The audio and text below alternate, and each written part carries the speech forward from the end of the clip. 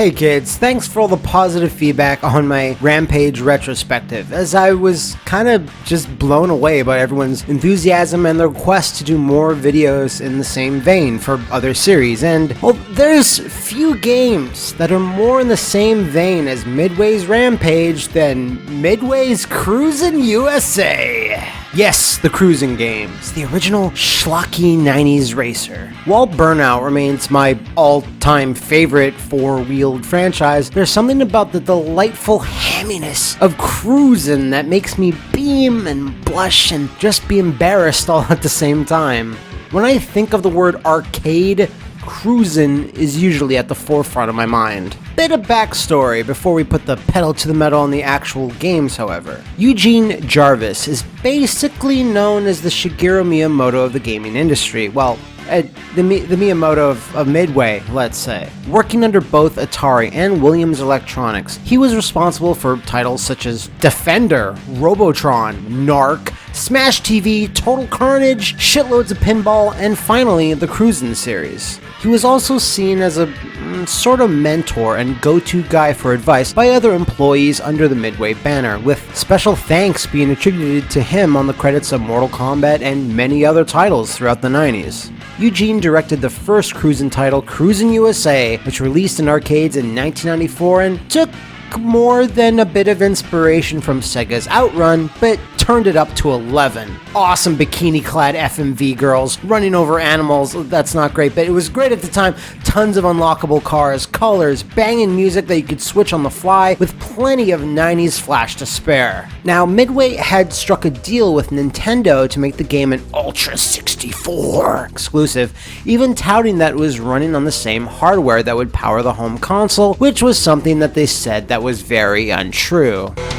Coming to your home in 1995, only on Nintendo Ultra 60. You know, like a liar would. Cruis'n was supposed to launch with the machine, but missed that window by about a month or more, mostly because they were furiously porting it from scratch and paring everything down to fit on a cartridge, since the original arcade board it ran on had nothing to do with the N64 architecture. It was a bad port that got lambasted by the press, citing dull graphics, horribly compressed music and sound, and just had a distinctive air of a rushed and sloppy port. It wasn't all bad though, as the N64 version touted a bunch of new features like more cars, lots of codes, 4-player competitive races, and even a few new gameplay features and modes. Fortunately though, my experience with Cruis'n USA was mostly relegated to the arcade. The first time I played it was on a ferry heading towards Prince Edward Island for a family vacation in 1995, which the less said about, the better. But I do remember falling in love with the big colorful graphics, the distinctive early 3D look, the active and constantly changing backgrounds, the incredible music, and the satisfying sound of... And of course, the trophy girl. Ah yeah, she sure helped me during my developmental years. Not long after that, Midway followed up with the natural sequel, Cruis'n the World, which, unlike its predecessor, I did put a lot of miles into the N64 version of. Everything about the sequel was better, a greater variety of tracks, nitro boost by double tapping the gas, stunts that would add extra time onto the clock, another stellar soundtrack. This was one of my go-to racing games for the N64, along with World Driver Championship, F-Zero X, and Extreme G 1 and 2. Overall, I really prefer the sequel, as the tracks all had their own identity, as they all had unique themes, challenges, and music. Certainly a bit more memorable than, say, the US 101 Highway in the first game. Each track had a feel and a charm like it was out of a fighting game rather than a racer. I even remember recording my TV audio onto cassette tapes so I could listen to the tracks whenever I wanted. What a loser. El sol está brillante, vamos de paseo. El sol está caliente, niña te deseo. La noche está muy linda y tú eres muy bonita. Generally, Cruis'n the World was also met with much better reviews from critics, as Eurocom, who were responsible for a lot of fantastic conversions around this time, were at the helm rather than an internal Midway team, and everyone had a better understanding at that point of what the 64 could and couldn't do. The music was no longer butchered and badly compressed. The game ran and looked better, just an across-the-board improvement. If you are looking to add any of these games to your collection, Cruis'n the World holds up far better than its predecessor. Then, around the futuristic time period of 1999 and 2000, arcades were showing their first signs of fading away, so for a number of years I didn't even know the third game in the series, Cruis'n Exotica, had even released. It also took a long time for me to notice that there was, again, an N64 port of this, cause at the time I was pretty sure I was playing Perfect Dark and refused to stop for any reason, so I think I can be forgiven. Now, to back up in reverse for just a second, the ending of Cruis'n the World for the arcade wound up with you plunking down onto the moon after being congratulated by Bill Clinton, no I'm not lying. Howdy, y'all! And the credits would then roll. Ah, sweet, sweet victory. However, on the N64, things got crazy. With you taking part in a deadly and nonsensical race on the actual fucking moon. So, the natural conclusion that any sane person would come to is that Cruis'n 3 would have to be dubbed Cruis'n the Galaxy or something. Exotica, however, played it a bit more conservative. Rather than futuristic cars racing all across different planets with hot alien babes everywhere with the titties, we simply were just treated to more Earth-based tracks. Racing underwater, dinosaur-infested valleys, whales splashing around in Alaska and shit. The same stuff as Cruis'n the World, just slightly more outlandish. Unfortunately, it didn't do anything really different over its predecessor and was largely ignored as the game industry was drifting away from arcade silliness as series like Gran Turismo and Ridge Racer were in vogue. It would be about now where you'd think the series would peel off into the sunset, never to return, and you'd be right. Until 2001 when Cruis'n Velocity was released on the GBA? I'm going to be 204% honest here. I had no idea such a thing ever came out until like a year ago when I made this tweet. Wow. So yeah, despite getting exactly what I asked for, Cruis'n Velocity, much to my dismay, is a neutered, less crazy iteration of the series that's basically just a simple racer, and also awful. It uses a pseudo 3D engine on the GBA that powered some first-person shooters, I think, and it simply can't handle the speed and subtle control one expects from a racing title. I really wish this entry had been given to the old power team of Velez and Dubail, who made literal goddamn magic on the GBA around the same time. You know, go check out Stop Skeletons from Fighting's video on them if you have a sec. So yeah, Velocity is a big letdown and was being fucking dunked on by magazines and websites in 2001, citing slow, plodding gameplay, mediocre graphics and sound, and just general ass. Considering the GBA got a bunch of bangers early in its life cycle, it's no surprise that Velocity was, lost in the shuffle and quickly became nothing to no one. It's all a real bummer, as I would have loved a little portable cruising title that played more like 16-bit classics such as Top Gear with the associated high speed, high stakes, and a little silliness Cruis'n was known for.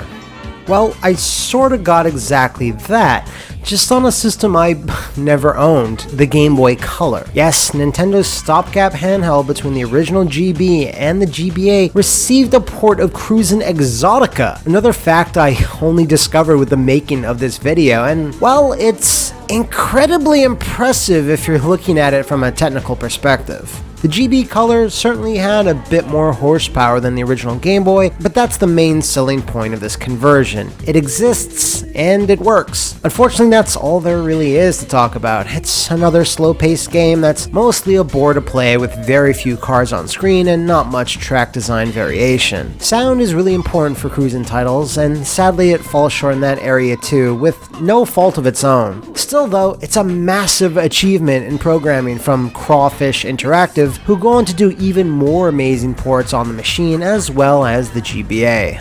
We fast forward a bit to the amazing age known as the mid-aughts, or as some people like to call it, the Neo-Renaissance. A lot of interesting developments happened around that time, with the most important to our subject being that Eugene Jarvis left Midway and started his own company with a few other select employees, and they became Raw Thrills. Yes, the Raw Thrills that currently rules the modern era of North American arcades, with such titles as Jurassic Park, The Walking Dead, the new TMNT Beat 'em Up, H2 Overdrive, and a whole host of other quarter munchers. Ever since their doors opened, one of the primary genres that they pumped out consistently were racing titles, with the most relevant being the first Fast and the Furious game from 2004. Now, aside from using the name, these were basically carbon copies of Midway's arcade racing formula. Race on several tracks from around the world with turbo boosts and loose physics and steering and just go nuts. When its arcade run was over, Midway was interested in having Raw Thrills port the game to consoles, which they would then publish. Unfortunately, the license for the movie had run out, and instead of renegotiating for it, they, did the next logical thing. Strip out all mentions and logos of Fast and the Furious, release the game on the Wii, and rename it Cruis'n. Yeah, just Cruis'n. Yeah, where are we cruising? Nowhere. We have no plan at all. Okay. So yes, Cruis'n on the Wii is simply Fast and the Furious Arcade with all the signage removed. The exact same tracks, exact same cars and gameplay. Yeah, Midway, you fucking carnies. It was a bad port too of an already aging game. FNF came out in 2004 and this showed up on the Wii in 2007 and was even more ignored than Exotica, with its only claim to fame being lots of shitposting on message boards with these officially released screenshots that some madman at Midway thought were okay. This is maybe the darkest chapter in the Cruis'n saga, the absolute bottom of the barrel. Nintendo didn't even have a hand in publishing this one, unlike the first couple of games, and guess what? Record low reviews for this as well. Now, we all know the Wii was no graphical powerhouse, but it could do a lot better than this, honestly. Like previously stated, they ported a 3-year-old game, made sure it ran ish, took out some fonts and called it a day. It really sucks the franchise name was slapped on here and they didn't just build the game for the Wii from the ground up. Maybe employ a vibrant art style, finally institute some racer characters maybe, a basic story mode with silly over-the-top cutscenes, just anything. But no, the game is a derivative dull mess that I already should have probably stopped talking about a couple of sentences ago. Looking for something similar on the Wii, but way better? Try Need for Speed Nitro. This is now a good time as any to bring up one of the weirder aspects of the Cruis'n legacy: ownership. Nintendo, for the longest time, seemed to have a lock on the franchise, as every entry only appeared on Nintendo home systems. But it seemed like pretty apparent that Midway owned the franchise itself and Nintendo would just occasionally co-publish, like, whenever it suited them. They were fucking long gone when it came to Velocity and Cruis'n Wii, so what's the deal? Well, when you get down to brass tacks, the details between Midway and Nintendo are still unknown because, of course, shortly after Cruis'n Wii, Midway died due to big, dumb, hilarious mistakes in 2009. However, in 2016 is where talk of a new Cruis'n game for arcades started circulating. We can safely assume that when Midway was selling all their franchises out of the back of their car, the rights to the franchise must have passed to Nintendo, or Nintendo owned it all along, I don't know. Raw Thrills was now at the head of development, and it all comes full circle. The new game tested first in specific spots across the US as both Cruis'n Adventure and Cruis'n Redline, before finally settling on the name Cruis'n Blast, and officially began racing all across North America in early 2017. Nintendo's logos are now plastered all over the eye-melting arcade cab, along with Raw Thrills' name, of course, with no Midway in sight, which would make sense considering the whole being fucking dead part. Now, simply put, Blast is arcade fun in its purest form, featuring insane tracks from all across the world, crazier stunts, and a massive blast button which gives you the fastest boost the franchise had ever seen. We're talking F-Zero levels here. There's also a bevy of vehicles and secret vehicles to drive and multiple routes through each track. It's loud, pretty, and incredibly fun to play. One of my fondest memories of the last few years is playing the 4-player linked cabinets with fans during EVO last year in Las Vegas. As of right now though, and I assume forever, Cruis'n Blast seems relegated to arcades only, with I believe Eugene Jarvis saying it was designed as an arcade experience and a home console port is not on the cards, but fuck that I say. Arcades in the Dave & Buster's and Round 1 mold are doing fine in the US, and while I get they want to make the maximum amount of profit on their machines over several years, once it's done that, it would be really nice to see this game hit the Switch eShop, since you know, Nintendo owns it. Add a few more tracks, online play and unlockables, and sell it for $20? That's a good deal. Hopefully it happens, but I'm not holding my breath.